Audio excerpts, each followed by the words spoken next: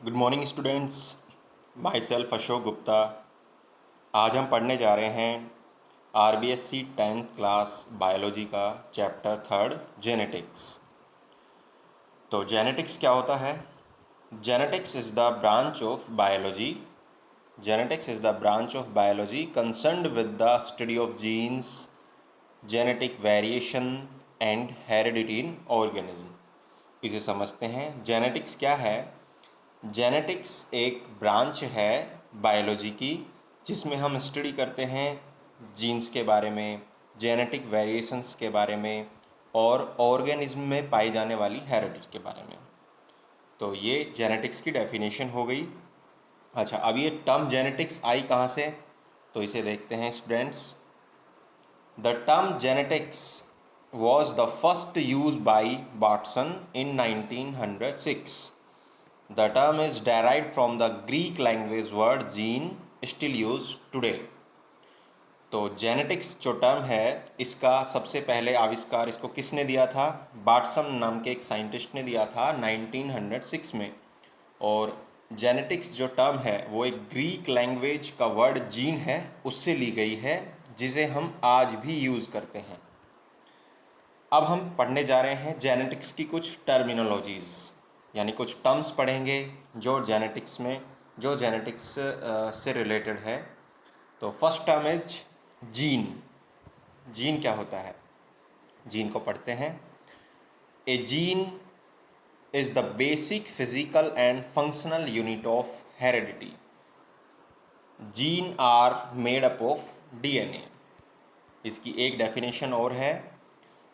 Gene is the segment of DNA which codes for a particular character। तो अब इन दोनों definitions को समझते हैं। जैसा कि हमने पढ़ा, gene is the segment of DNA which codes for a particular character. Gene DNA का एक सेगमेंट है, एक टुकड़ा है जिसमें पर्टिकुलर कैरेक्टर्स के कोड निहित होते हैं। अब इसको हम एक एग्जाम्पल से समझते हैं। हमने एक डायग्राम बनाया हुआ है छोटा सा, इससे समझते हैं। जो हमें ये डायग्राम दिख रहा है ये हो गया आपका डीएनए। अब इस डीएनए में अलग अलग इन्फॉर्मेशन कोड की गई हैं। जैसे कि अब एक छोटा सेगमेंट उठा लेते हैं हम। ये सेगमेंट जो है इसको हमने नाम दे दिया gene for the height character. इसका एक दूसरा हमने सेगमेंट कर लिया, इसको हमने नाम दे दिया gene for the colour character. तो इस तरह से हमने समझा कि जीन क्या है? डीएनए के एक सेगमेंट है जिसमें कोड किया होता है, कोड निहित होते हैं पर्टिकुलर कैरेक्टर्स के। और जीन का जो नाम है सबसे पहले दिया था जॉनसन नाम के साइंटिस्ट ने। अब इसकी दूसरी डेफिनेशन पर नज़र डालते हैं। जीन की दूसरी डेफिनेशन थी, a gene is the basic physical and functional unit of heredity. इसका मतलब है कि जो हेरिडिटी की घटना होती है, जो पेरेंट्स से उसके वंशज में जो गुण ट्रांसफ़र होते हैं उनका कारण होता है जीन, यानी वो जीन के द्वारा ही ट्रांसफ़र होती हैं। और जीन जो है डीएनए से बने हुए हैं। ओके स्टूडेंट्स, अब हम चलते हैं आगे। Next terminology is allele. तो हम जेनेटिक्स के दूसरी टर्म पढ़ने जा रहे हैं एलील। एलील को एलिलोमॉर्फ भी कहते हैं।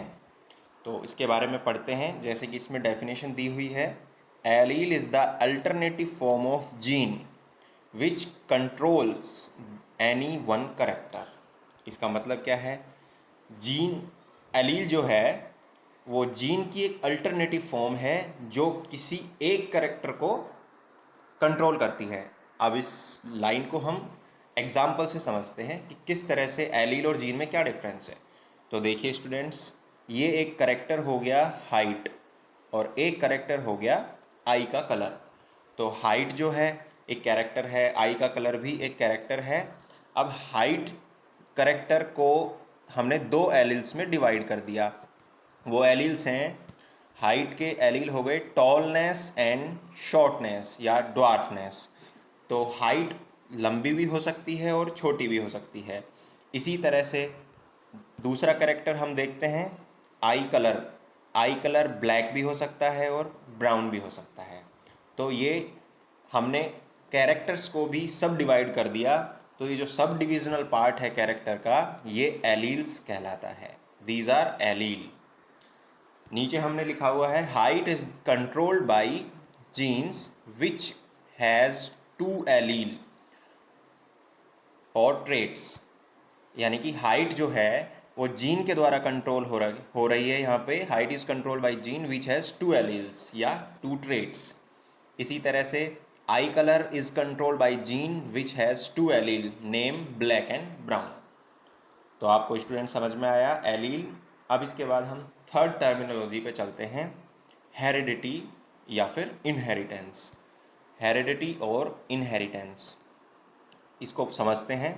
द ट्रांसमिशन ऑफ कैरेक्टर्स और traits from the parents to their offspring is called heredity. इसका क्या मतलब है? कैरेक्टर्स या फिर ट्रेट्स का, यानी कि एलील्स का या फिर कैरेक्टर्स का पेरेंट्स से उनके वंशज में ट्रांसफ़र होना ही हेरिडिटी कहलाता है या फिर इनहेरिटेंस कहलाता है। Hereditary information is present in sex cell और जेमेट्स ऑफ द पेरेंट्स। और ये हेरिडेटरी इंफॉर्मेशन कहाँ से होती है? पेरेंट्स के जेमेट्स या फिर सेक्स सेल के भीतर। ओके स्टूडेंट्स, अब हम जेनेटिक्स की नेक्स्ट टर्मिनोलॉजी पढ़ते हैं और नेक्स्ट टर्मिनोलॉजी है होमोजाइगस। क्या होता है होमोजाइगस? इसे पहले पढ़ते हैं। When both alleles of gene are similar, this condition known as homozygous। तो होमोजाइगस क्या होता है स्टूडेंट्स? जो हमने एलील पढ़े थे, अगर एलील्स दोनों के दोनों एलील्स सेम है, दोनों की कंडीशन बिल्कुल इक्वल है, यानी हमने हाइट कैरेक्टर के 2 एलील पढ़े थे कि शॉर्टनेस एंड टॉलनेस। तो अगर ये दोनों ही सेम हो जाएं तो इस कंडीशन को होमोजाइगस कहते हैं। तो इस कंडीशन में हम एक एग्जांपल लिखा हुआ है टी, यानी कि टॉलनेस, और स्मॉल टी ये आपका शो करता है शॉर्टनेस। तो दोनों एलील सेम हो गए, ये कंडीशन होमोजाइगस हो गई। Next terminology is heterozygous. इसका मतलब क्या है? जैसे कि नाम से पता चल रहा है कि यहाँ पर दोनों एलील डिसिमिलर होने वाले हैं, तो इसको पढ़ते हैं। When both alleles of gene are dissimilar, this condition is known as heterozygous. Example capital T and small t. तो इसको समझते हैं। जो हमने एलील्स पढ़े थे, यानी कि अगर हाइट करेक्टर लें हम, तो हाइट करेक्टर हमने एक टॉलनेस और एक शॉर्टनेस, तो दोनों के दोनों एलील उसमें आपके डिफरेंट हो गए, तो ये कंडीशन आपकी हेट्रोजाइगस कहलाएगी। इसको हमने एग्जाम्पल से भी समझाया है, कैपिटल टी स्मॉल टी, यानी कि tallness and shortness. Next terminology is phenotype. तो हम जेनेटिक्स की 6 टर्मिनोलॉजी पढ़ रहे हैं। फेनोटाइप क्या होता है इसके बारे में हम पढ़ते हैं। The external appearance of an individual for any trait or traits is called phenotype. Example, for seeds round shape or wrinkle shape is phenotype. तो जैसा कि डेफिनेशन में बताया गया है, द एक्सटर्नल अपीयरेंस किसी भी इंडिविजुअल का, यानी कि किसी भी सीड्स का, या कोई प्लांट है या कोई ह्यूमन बीइंग है, वो बाहर से कैसा दिखाई देता है, उसका एक्सटर्नल अपीयरेंस को जो हम डिनोट करते हैं, जो हम शो करते हैं, वो फेनोटाइप कहलाता है। जैसे कि हमने एक एग्जांपल से समझाया हुआ है, सीड के लिए, किसी बीज के लिए उसकी राउंड शेप या फिर उसकी रिंकल्ड शेप, किसी सीड के लिए स्टूडेंट्स राउंड शेप या फिर रिंकल्ड शेप उसकी फेनोटाइप हो गई। Next terminology is genotype. अब हम जेनेटिक्स की 7th टर्मिनोलॉजी पढ़ रहे हैं, जेनोटाइप। इसको हम पढ़ते हैं। The genetic constitution of an individual is called genotype. Example is pure और homozygous tall, capital T, and impure और heterozygous tall, capital T small T. इसको समझते हैं। जैसा कि डेफिनेशन में बताया गया है कि जेनेटिक कॉन्स्टिट्यूशन, तो फेनोटाइप और जीनोटाइप में क्या अंतर है? फिनोटाइप में था एक्सटर्नल अपीयरेंस और जेनोटाइप में है जेनेटिक कॉन्स्टिट्यूशन, यानी उसका जीनीय क्या संरचना है, वो किस तरह से बना हुआ है। तो genetic constitution of an individual is called genotype. तो इसमें हम एग्जांपल देंगे, अगर हम प्योर शीड की बात कर रहे हैं, जो टॉलनेस अगर उसके गुण की बात कर रहे हैं, तो हम कैपिटल टी एलील्स लिखेंगे, या फिर अगर हम इम्प्योर और हेट्रोजाइगस टॉल की बात कर रहे हैं तो हम कैपिटल टी और स्मॉल टी उसको इस तरह से डिनोट कर सकते हैं। Next terminology is dominant characters. तो स्टूडेंट जेनेटिक्स की 8th टर्मिनोलॉजी है डोमिनेंट कैरेक्टर्स। डोमिनेंट कैरेक्टर्स क्या होते हैं? The characters which express itself in F1 generation is called dominant characters. जो कैरेक्टर्स अपने आप को F1 जनरेशन में शो कर पाते हैं, एक्सप्रेस कर पाते हैं, वो सभी कैरेक्टर्स को हम डोमिनेंट कैरेक्टर्स कहते हैं। तो अब ये F1 जनरेशन एक नया वर्ड आया है, इसको हम डिटेल में आगे पढ़ेंगे जब मेंडल का एक्सपेरिमेंट आएगा कि F1 जनरेशन क्या होती है। Next terminology is recessive characters. ये रेसेसिव कैरेक्टर्स क्या होते हैं, इसको पढ़ते हैं। The characters which does not express itself in F1 generation is called recessive characters।